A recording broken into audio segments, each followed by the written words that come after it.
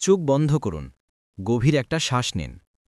আজ আমরা প্রবেশ করব সেই জ্ঞানের মহাসমুদ্রে, যা স্বয়ং ভগবান শ্রীকৃষ্ণ অর্জুনকে বলেছিলেন, যার প্রতিটি বাক্য মানুষকে আলোর পথে নিয়ে যায়। চলুন শুরু করি। ভগবদ্গীতার ১১১টি উপলব্ধি। প্রথম পর্ব, জীবনের সত্য ও আত্মার শিক্ষা। ১. মৃত্যু অবশ্যম্ভাবী, তাই তাকে ভয় নয়, জ্ঞান হিসাবে গ্রহণ করো। ২. আত্মা কখনো মরে না, দেহই শুধু পরিবর্তন হয়। ৩. জন্ম ও মৃত্যু হল প্রকৃতির অনন্ত চক্র। ৪. মায়া এই জগৎকে আচ্ছন্ন করে রেখেছে, সত্যই একমাত্র আলো। ৫. মনের শান্তিই জীবনের শ্রেষ্ঠ সম্পদ। ৬. যে সত্যের পথে থাকে তার কাছে অন্ধকারও আলোকিত হয়। ৭. ভয় মানুষকে দুর্বল করে, সাহস তাকে ঈশ্বরের নিকট পৌঁছে দেয়। ৮. অতীতের দুঃখে নয়, বর্তমানের সত্যে বাঁচো। ৯. দেহ নয়, আত্মাই প্রকৃত পরিচয়। ১০. আত্মাকে জানাই মুক্তির শুরু। দ্বিতীয় পর্ব, কর্ম, ধর্ম ও কর্তব্য। ১১. ফলের চিন্তা না করে কর্মে মন দাও। ১২. কর্তব্যই ধর্ম, অলসতা পাপ। ১৩. সাফল্য কর্মে, ফলের প্রত্যাশাই নয়। ১৪. মন নিয়ন্ত্রণে থাকলে কর্মও সফল হয়। ১৫. ভগবান বলেন, তুমি শুধু তোমার কর্তব্য পালন করো। ১৬. কর্মফল নিয়ে চিন্তা করো না, ফল নিজেই আসবে। ১৭. ব্যর্থতা নেই, যদি উদ্দেশ্য পবিত্র থাকে। ১৮. কঠিন সময় মানুষ নিজের শক্তি চেনে। ১৯. অন্যের উপকার করো, কারণ সেটাই প্রকৃত ধর্ম। ২০. কর্মই তোমার প্রকৃত পরিচয়। তৃতীয় পর্ব, জ্ঞানের আলো। ২১. জ্ঞানের মতো পবিত্র আর কিছু নেই। ২২. জ্ঞান আসে ভক্তি, অধ্যবসায় ও শ্রদ্ধা থেকে। ২৩. সন্দেহ ধ্বংস করে শান্তি, তাই সন্দেহ ত্যাগ করো। ২৪. যে জানে না অথচ জানে বলে ভাবে, সে অন্ধকারে হারিয়ে যায়। ২৫. জ্ঞানের আলো অজ্ঞানতার অন্ধকারকে দূর করে। ২৬. যে প্রশ্ন করে সে জ্ঞান লাভ করে। ২৭. শাস্ত্র পড়া নয়, উপলব্ধি প্রকৃত জ্ঞান।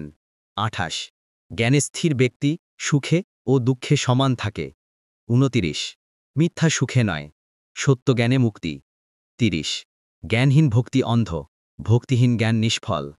চতুর্থ পাঠ, মন, আবেগ ও ক্রোধ।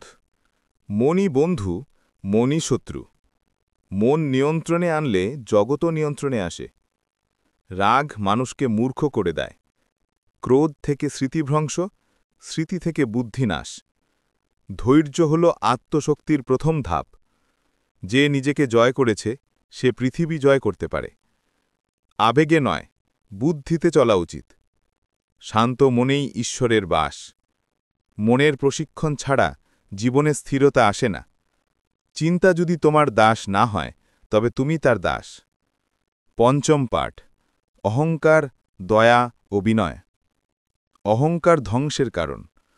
রাবণ, কৌরব, কংস সকলেই অহংকারে পতিত। দয়া মানেই শক্তি, দুর্বলতা নয়। বিনয়ী ব্যক্তি সকলের হৃদয় জয় করে। যে অন্যের দুঃখ অনুভব করে সে মুক্তির যোগ্য। অহংকার করলে প্রাপ্তিও হারিয়ে যায়। অহংকার যত বাড়ে, জ্ঞান তত কমে। সৎকাজে কখনো গর্ব করো না, সেটা তোমার কর্তব্য। বিনয় জ্ঞানের অলংকার।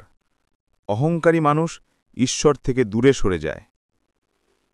ষষ্ঠ পাঠ, সম্পর্ক ও সমাজ জীবন। যে তোমার পাশে থাকে তাকেও পাশে রেখো। প্রতারণাকারীকে ত্যাগ করো। যেখানে সম্মান নেই সেখানে যেও না।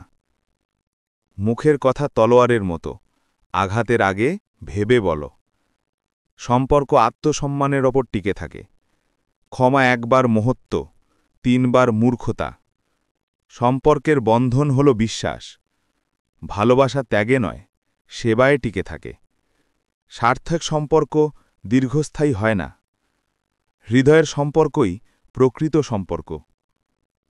সপ্তম পাঠ, সময়, ভাগ্য ও বাস্তবতা। সময় কখনো মানুষের জন্য থেমে থাকে না। ভাগ্যে যা আছে তা আসবেই। যা তোমার নয় সেটি এসেও থাকবে না। সময় বন্ধু, আবার পরীক্ষকও। আজ যা তোমার কাল তা অন্যের পরিবর্তনই জীবনের একমাত্র স্থায়ী সত্য পরিস্থিতিকে বদলানোর আগে নিজেকে বদলাও ভাগ্য তোমার পূর্বকর্মের ফল সময়ের আগে কিছুই ঘটে না সুযোগ এলে কাজে লাগাও নইলে আফসোস তোমারই। অষ্টম পাঠ ভক্তি ও ঈশ্বরে বিশ্বাস ৭১ ঈশ্বরে বিশ্বাসী শান্তির মূল ৭২ ঈশ্বর যা দেন তা তোমার জন্য ভালো ৭৩ যা তোমার প্রয়োজন ভগবান তা জানেন ৭৪ ভগবদ্গীতা শ্রবণ করলেই পাপ নষ্ট হয় ৭৫ যে ঈশ্বরকে বিশ্বাস করে সে কখনো একা নয় ৭৬ ভক্তি হল আত্মার আনন্দ ৭৭ ঈশ্বর সব জানেন অতীত বর্তমান ও ভবিষ্যৎ ৭৮ প্রার্থনা মানেই ঈশ্বরের সঙ্গে সংলাপ ৭৯ ভগবানের দেরি আছে অস্বীকার নয় ৮০ ঈশ্বর তোমাকে তোমার যোগ্য সময়েই দেন।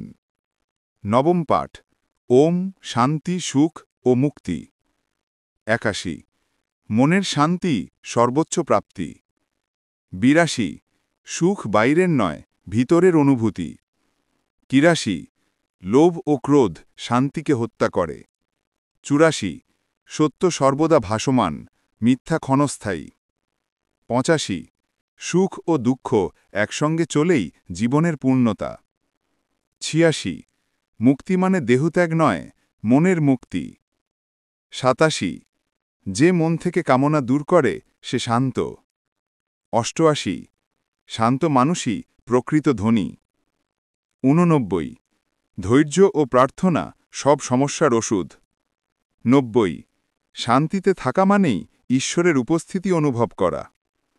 দশম পাঠ জীবন দর্শন ও নৈতিক শিক্ষা ৯১ অন্যের গুণ দেখো নিজের দোষ চিনো ৯২ দোষ খোঁজা সহজ পরিবর্তন কঠিন ৯৩ অন্যের সুখে ঈর্ষা নয় অনুপ্রেরণা নাও ৯৪ জীবনের প্রতিটি ঘটনার পেছনে ঈশ্বরের পরিকল্পনা আছে ৯৫ ভুল থেকে শেখো অনুতাপে হারিয়ে যেও না ৯৬ কষ্ট না পেলে শক্তি জাগে না ৯৭ সত্য বলো কিন্তু কোমলভাবে ৮৮ বর্তমানই জীবনের সবচেয়ে দামি মুহূর্ত ৮৯ মানুষ যত কম বলে তত বড় হয় ১০০ জীবন এক শিক্ষাগ্রন্থ প্রতিদিন নতুন পাঠ দেয়।